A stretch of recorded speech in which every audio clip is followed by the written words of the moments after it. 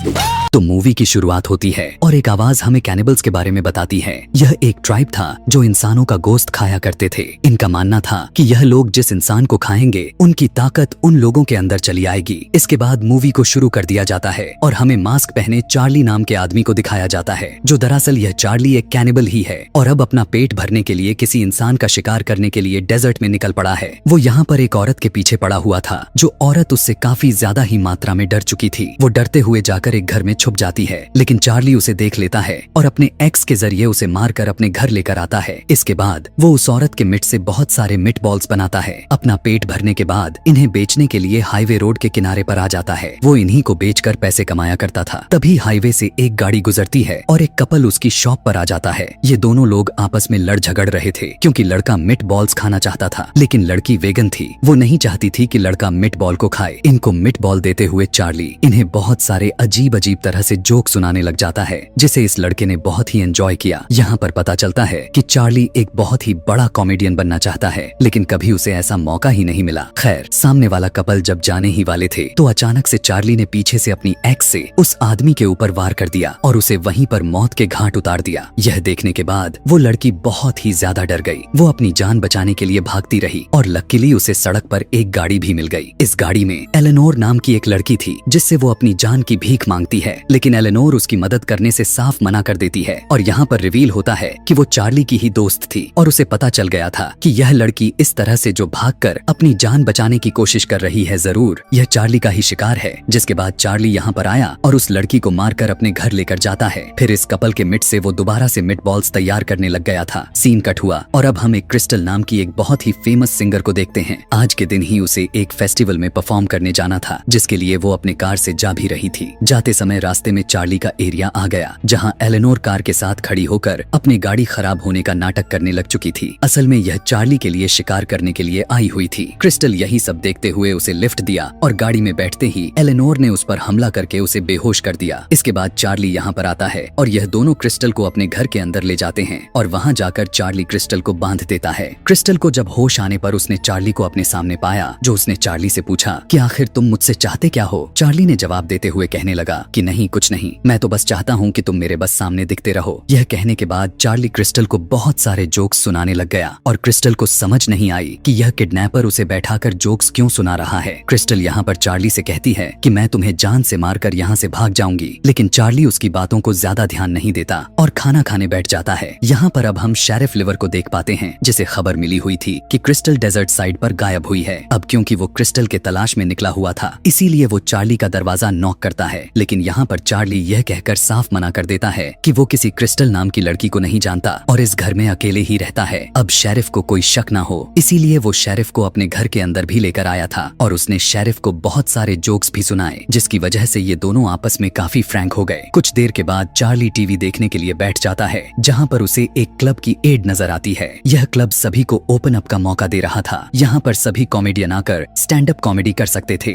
Charlie, जो हमेशा से एक बड़ा कॉमेडियन बनना चाहता था, उसके लिए यह बहुत ही अच्छा मौका था। वो फैसला कर लेता है कि वो वहाँ पर जाएगा, जिसके बाद वो अपने कानों में ईयरफोन लगाकर गाने सुनने लग जाता है। यह गाना क्रिस्टल का ही था और हमें यहाँ पर यह समझ आ गई कि उसने क्रिस्टल को अभी तक इसलिए नहीं मारा हुआ था क्योंकि क्रिस्टल उसकी फेवरेट सिंगर थी। गाने लगाकर वो पुरानी लाशों को काटने लग जाता है और उनकी मिट से मिट बॉल्स बनाना शुरू कर देता है। तभी एलेनोर उसके घर आती है और उससे कहने लग जाती है कि मुझे क्रिस्टल के मिट से मिट बॉल्स खानी है, जिस पर चार्ली ने उसे बताया कि अभी तक उसने क्रिस्टल को मारा ही नहीं है। इसके बाद जब चार्ली क्रिस्टल से मिलने के लिए जाता है, तब क्रिस्टल उसके ऊपर बहुत ही गुस्सा करने लग जाती है और उसकी बातों से तंग आकर चार्ली उसकी मुंह पर टेप लगा देता है। वो अब खाना खाते ही टीवी चालू करता है, जहां न्यूज में क्रिस्टल के गायब होने की खबर चल रही थी, क्योंकि क्रिस्टल बहुत फेमस जो थी। और यह खबर सुनकर चार्ली बुरी तरह हंस रहा था, जैसे कोई बहुत ही बड़ा मजाक हुआ हो। अगले दिन हमें इसी डिजर्ट में दो आदमियों को दिखाया जाता है। वो दोनों शायद चोर थे और यहाँ इसी डिजर्ट में किसी कीमती चीज को छुपा कर गए हुए थे और आज यह लोग उस चीज को वापस लेने के लिए आए हुए थे। लेकिन बहुत ही खुदाई के बाद इन्हें अपना खजाना नहीं मिला। इन्हें सामने चार्ली का घर नजर आ गया और उन्हें यह लगा कि जरूर इस घर में रहने वाले आदमी ने ही उनका सामान को गाड़ते वक्त देख लिया होगा और बाद में चुरा लिया। यहाँ पर हम देख भी पाते हैं कि सच में वो चीज चार्ली के पास में थी। वो चीज क्या थी यह तो नहीं दिखाया जाता, लेकिन उस चीज को चार्ली चार्ली देखकर कह रहा था कि यह सब तो इल्लीगल है। इतनी ही देर में वो दोनों आदमी चार्ली के घर के अंदर जाने के लिए बढ़ गए। यहाँ आते हुए यह दोनों क्रिस्टल को बंधा हुआ देख पाते हैं। उसे देखकर यह दोनों हंसने लग गए, जबकि क्रिस्टल ने इन दोनों को वार्न करते हुए कहने लगी कि यहाँ से भाग जाओ। लेकिन यह लोग जब उसकी बातों को ध्यान नहीं देते तो यहाँ पर चार्ली आकर इन दोनों में से एक आदमी के ऊपर हमला करके उसे मार देता है। यह देखने के बाद दूसरा आदमी अपनी जान बचाने के लिए भागता है, लेकिन चार्ली भागते हुए बाहर आता है और उस पर भी हमला करके उसे भी मार देता है। इसके बाद वो इन आदमियों के पॉकेट को चेक किया, जहाँ से उसे उस क्लब का पोस्टर मिलता है जो टीवी में स्टैंड अप कॉमेडी का मौका दे रहे थे। इसी पोस्टर पर उस जगह का एड्रेस भी लिखा हुआ था। इसके बाद चार्ली अपने वॉशरूम में जाकर मिरर के आगे खड़ा हो जाता है और अपने आप को तसल्ली देने लग गया कि हाँ, मेरे जोक्स बहुत ही अच्छे और सबसे बेहतर हैं, लोग सुनेंगे तो बहुत ही एंजॉय करेंगे। जिसके बाद वो अपने आप से यह भी कहने लग गया कि मैं खुद को क्यों झूठी तसल्लियां दे रहा हूँ। मैं जानता हूँ यह सारी बातें बकवास हैं और मैं यह सब नहीं कर सकता। मैं अभी इस सब के लिए तैयार ही नहीं हूँ। इसके बाद कुछ सोचते हुए चार्ली क्रिस्टल के पास जाकर उससे पूछने लग जाता है कि क्या तुम मेरी कोई मदद कर सकती हो। यह सुनकर क्रिस्टल भी हैरान हो गई। उसने पूछा कि कैसी मदद। तो चार्ली ने कहा कि तुम तो एक आर्टिस्ट हो, इतनी सारी ऑडियंस को फेस कर पाती हो, बताओ मुझे ऑडियंस को कैसे फेस करना होगा। जिस पर क्रिस्टल ने कहा कि यह तो ज्यादा कुछ ऐसा सोचने वाली बात ही नहीं है, तुम्हें ऑडियंस के बारे में नहीं सोचना चाहिए, तुम्हें बस जाकर अपने हिसाब से वहाँ पर परफॉर्म करना चाहिए। इंसान को जिंदगी में एक बार तो रिस्क लेना ही चाहिए। क्रिस्टल की बातों से उसे बहुत ही ज्यादा मोटिवेशन मिलती है और आखिर में वो भी तैयार होकर स्टैंड अप कॉमेडी करने के लिए निकल जाता है। शेरिफ और एलेनोर उसे पहले शो के लिए गुड लक कहते हैं और वो अपने अजीबो गरीब भेस में फन क्लब पहुंच जाता है। उसके कपड़े खून से सने हुए थे और उसकी बॉडी पर लगा हुआ खून था। वो दरअसल वो अपना हुलिया कैनिबल्स वाला बनाकर आया हुआ था और उसने अपना नाम भी यहाँ पर कैनिबल कॉमेडियन के नाम से रजिस्टर करवाया हुआ था। उससे पहले यहाँ पर बहुत सारे लोग अपने अपने जोक्स को लिख कर लाए हुए थे। वो सभी अपने अपने परफॉर्मेंस देते हैं जिनको लोग काफी एंजॉय करते हैं और उसके बाद फाइनली चार्ली की भी बारी आ जाती है। उसकी जोक्स से सभी लोग बहुत ही ज्यादा इंप्रेस हो चुके थे। सबने उसकी जोक्स बहुत ही एंजॉय किए, यहाँ तक कि वो पहला कॉमेडियन जिसने यहाँ पर परफॉर्म किया हुआ था वो भी उसकी जोक से बहुत ही ज्यादा इंप्रेस हुआ था और ये फन क्लब भी उसी का था। चार्ली से इंप्रेस होकर वो अगले हफ्ते की शो के लिए भी उसे इनवाइट कर लेता है। अब क्योंकि जोक कैनिबल्स वाले थे तो उसने मजाक मजाक में कह दिया, अगली बार तुम अपने साथ डेड बॉडी भी लेकर आना। और यही बात चार्ली ने सीरियस ले ली थी। खैर, अब एक हफ्ते बाद का सीन को दिखाया जाता है। वो सच में एक डेड बॉडी को लेकर उस फन क्लब के लिए निकल चुका था। चार्ली को देखकर वो लड़का कहता है, अरे वाह, तुम तो सच में एक डेड बॉडी लेकर आए, मैंने तो बस मजाक में कहा हुआ था। इन सभी लोगों को अभी भी लग रहा था कि यह डेड बॉडी नकली है और सिर्फ उसकी शो का पार्ट है, लेकिन किसी को यह नहीं पता था कि यह असली डेड बॉडी है। इस डेड बॉडी ने चार्ली की शो को 4 चांद लगा दिए थे। उसके शो में जैसे जान डाल दी थी। उसके जोक्स अब बिल्कुल लाइव महसूस हो रहे थे, जिनको ऑडियंस पहले से भी ज्यादा एंजॉय कर रही थी। इस शो के बाद तो वो कैनिबल कॉमेडियन के नाम से बहुत ही ज्यादा मशहूर हो जाता है। आज के इस इवेंट के बाद से तो वो बहुत ही ज्यादा खुश था। वो घर आया तो उसने घर आते ही क्रिस्टल को भी खोल दिया, क्योंकि वो बहुत ही खुश हो चुका था। वो यह खुशी किसी के साथ सेलिब्रेट करना चाहता था, इसीलिए वो क्रिस्टल को अपने साथ खाने के लिए इनवाइट कर लिया। क्रिस्टल जानती थी कि इस टाइम वो पार्टी के नाम पर इंसानों का गोश्त खा रही है, लेकिन उसके पास कोई दूसरी चॉइस भी नहीं बची हुई थी। अपने भूख को मिटाने के लिए उसे यह खाना ही पड़ जाता है। खैर, खाना खाने के बाद उसने दोबारा से क्रिस्टल को बांध दिया और अपने नए शो की तैयारी करने लग गया। अगले हफ्ते भी वो बहुत ही ज्यादा एक्साइटेड होकर शो में आया, लेकिन आज की ऑडियंस बहुत ही ज्यादा बकवास थी। वो हर कॉमेडियन की बेइज्जती कर रहे थे और उनके जोक को नॉट फनी कहकर अजीब तरह से हंस रहे थे। उन्हें देखकर चार्ली को बहुत ही ज्यादा गुस्सा आ गया और उसका गुस्सा तब बढ़ गया जब उसकी साथ में बैठी हुई कॉमेडियन रोने लग गई, यह कहते हुए कि इन्होंने मुझे सही से परफॉर्म भी नहीं करने दिया। और जब चार्ली की बारी आती है तो वो आदमी अपनी हरकतें जारी रखता है, उसके जोक्स को नॉट फनी कहता है और फिर उसकी कैनिबल नाम को चिढ़ाने लग जाता है। यही नहीं बल्कि वो उसे कहता है कि कैनिबल आओ, मुझे खा जाओ। यह सुनने के बाद तो चार्ली की एक्साइटेड लेवल हद से ज्यादा बढ़ जाती है।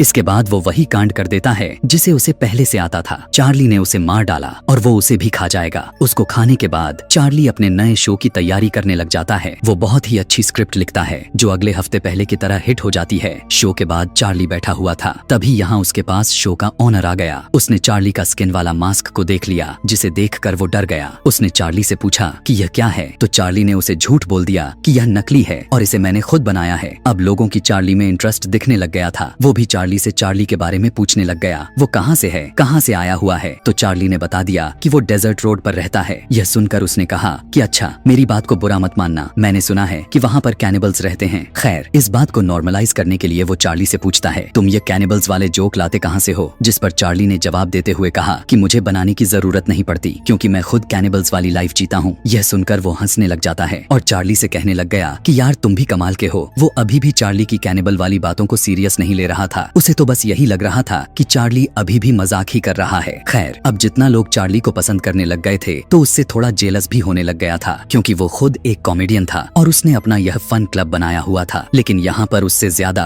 अब लोग चार्ली को पसंद करने लगे थे। अगले दिन हमें चार्ली को घर पे दिखाया जाता है, जहाँ पर उसके पास एलेनोर आती है और उससे पूछने लग जाती है कि तुम आजकल मीटबॉल सेल क्यों नहीं कर रहे? जिस पर चार्ली बताता है कि मैंने यह काम छोड़ दिया है, मैं वो काम मजबूरी में आकर करता था, लेकिन अब मैं क्योंकि एक कॉमेडियन बन गया हूँ तो मुझे इस काम की अब जरूरत ही नहीं है। खैर, अगले हफ्ते जब चार्ली फन क्लब जाता है तो उसे पता चलता है कि सारे शो पहले से ही बुक हो चुके हैं और उसके लिए कोई सीट नहीं थी। यह देखने के बाद तो चार्ली अब बहुत ही ज्यादा परेशान हो चुका था। यह उसके साथ सिर्फ एक ही बार ही नहीं होता, बल्कि बार बार इसी तरह से होता रहता है कि जब भी वो परफॉर्म करने के लिए आता है तो सीट पहले ही बुक हो चुकी होती हैं। इस चीज को लेकर वो इतना परेशान हो चुका था कि शेरिफ जब उसके घर मिट बॉल्स खाने के लिए आया तो उनसे भी अपनी यही परेशानी बताई। तब शेरिफ ने कहा, कोई बात नहीं, तुम्हें शो मिल जाएंगे। तुम्हें ये शो तुम्हारी जोक्स की वजह से मिलते हैं, जो बहुत ही अच्छे हैं। मुझे तो हर बार तुम्हारी जोक पर हंसी आती है। खैर, अब वो अगले दिन फन क्लब आता है और ऑनर से फाइनली यह बात पूछ ही लेता है कि तुम मुझे यह शो दे क्यों नहीं रहे? और ऑनर भी उसे सच बता देता है कि तुम्हारे कैनिबल वाले जोक बहुत ही ज्यादा पुराने हो गए हैं, लोग अब उन्हें पसंद नहीं करते, इसलिए तुम्हारी सीट हमेशा किसी और को मिल जाती है। यह बातें सुनकर उसे बहुत ही गुस्सा आ गया था। वो घर आकर यह सारा गुस्सा क्रिस्टल पर उतारता है और उसे कहने लग गया कि मुझे तुम्हारी बात सुननी ही नहीं चाहिए था। तुम्हारी बात सुनकर मैं वहाँ पर गया, लेकिन देखो मैंने क्या कर दिया कि लोगों ने मुझे अब पसंद करना बंद कर दिया है। चार्ली इतना ज्यादा अपसेट हो चुका था कि वो क्रिस्टल से कहता है कि मैं नाकाम हूँ, मुझे मर जाना चाहिए। लेकिन क्रिस्टल यहाँ उसे दोबारा से हौसला देते हुए कहने लग गई कि नहीं, तुम्हारे जोक्स काफी अच्छे हैं। और यह बात सच भी थी। हमें पता चला कि फन क्लब का ऑनर चार्ली के जोक्स को कॉपी करके एक बड़ा शो परफॉर्म करने की तैयारी कर रहा था। उसका दोस्त उसे ऐसा करने से मना तो करता है, लेकिन यह कैरी नामी आदमी उसे यह कहते हुए चुप कर देता है कि तुम मेरे असिस्टेंट हो और यहाँ पर वही होगा जो मैं कहूंगा। वो अब चार्ली वाला यानी कैनिबल वाला हुलिया को बनाकर चार्ली की ही जोक्स को परफॉर्म करने की कोशिश करता है। हम देखते हैं कि आज की शो में शेरिफ भी आया हुआ था, जो उस लड़के को देखकर पहचान जाता है कि उसने चार्ली वाला हुलिया बनाया हुआ है और वो चार्ली की ही जोक्स सुना रहा है, क्योंकि यह सारी जोक चार्ली पहले उसे सुना चुका था। यही बात सुनकर उसने कॉल करके चार्ली को भी बता दिया। यह सुनते ही अब चार्ली के अंदर की आग भड़क उठती है। यह लड़का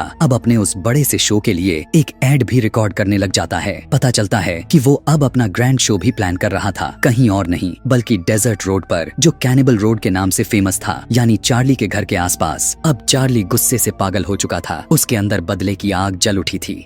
रात में वो लड़का अपने क्लब से बाहर निकलकर अपने घर जाने के लिए जैसे ही तैयार हुआ तो चार्ली उसके पीछे पड़ जाता है। एकदम अचानक से उसके ऊपर हमला करता है और उसके पैर को जख्मी करते हुए उसे पकड़कर घर ले आता है। चार्ली का घर देखकर यह आदमी हैरान परेशान रह जाता है, क्योंकि यहाँ पर डेड बॉडीज रखी गई थी। उसने चार्ली से कहा कि मैं तो तुम्हारी बातों को सीरियस लेता ही नहीं था, लेकिन तुम तो सच में कैनिबल निकले। वो अब चार्ली से अपनी जान की भीख मांगने लग जाता है और कहने लग गया कि मैं तुम्हें अपना फन क्लब भी देने के लिए तैयार हूँ। लेकिन चार्ली का तो यह पॉइंट था ही नहीं। चार्ली ने उससे पूछा कि आखिर तुम मुझसे क्या चाहते हो, तुमने मुझे परफॉर्म करने क्यों नहीं दिया? तब उसने बताया कि मैं एक बहुत ही मशहूर कॉमेडियन था, लेकिन तुम्हारे आने के बाद से लोगों ने मेरे शो को देखना बंद कर दिए, इसीलिए मैंने तुम्हारा आइडिया चुराने का फैसला किया और तुम्हारे कैनिबल जोक्स को कॉपी करने का डिसाइड किया, जिससे मुझे अच्छी इंगेज्ड मिलती और मेरी रेप्यूटेशन अच्छी हो जाते। तुम्हें तो ज्यादा लोग जानते भी नहीं, कोई मुझ पर कॉपी करने का इल्जाम भी ना लगा पाता। चार्ली अभी उसकी बात सुनकर परेशान ही हुआ था कि पीछे से दिखाया गया कि क्रिस्टल ने अपने आप को छुड़वा लिया था और मौका देखते ही चार्ली के ऊपर हमला करके वो यहाँ से भाग गई। वो यहाँ से जाने से पहले उसने बहुत सी चीजें एक टेप में रिकॉर्ड की हुई थी, जिसे थोड़ी देर बाद चार्ली ने सुनी। क्रिस्टल ने उसमें कहा था कि मैंने कहा था ना कि मैं तुम्हें मार कर भाग जाऊंगी, देखो मैं भाग गई। हम देखते हैं कि क्रिस्टल वहीं पर आई हुई थी जहाँ पर चार्ली जोक्स की परफॉर्म करता था और अब वो वही जोक को परफॉर्म करने लग गई थी। ऐसा लग रहा था कि क्रिस्टल भी एक कैनिबल हो। इस शो को देखने के लिए यहाँ एलेनोर भी आई हुई थी और चार्ली के घर पर हम देखते हैं कि शेरिफ भी आ गया था, जिसे वो लड़का अपनी जान की भीख मांगता है, लेकिन शेरिफ उसकी मदद नहीं करता, यानी वो भी चार्ली का साथ देता है, जिसके बाद चार्ली उस आदमी को मार देता है और यह कहानी यहीं पर खत्म हो जाती है।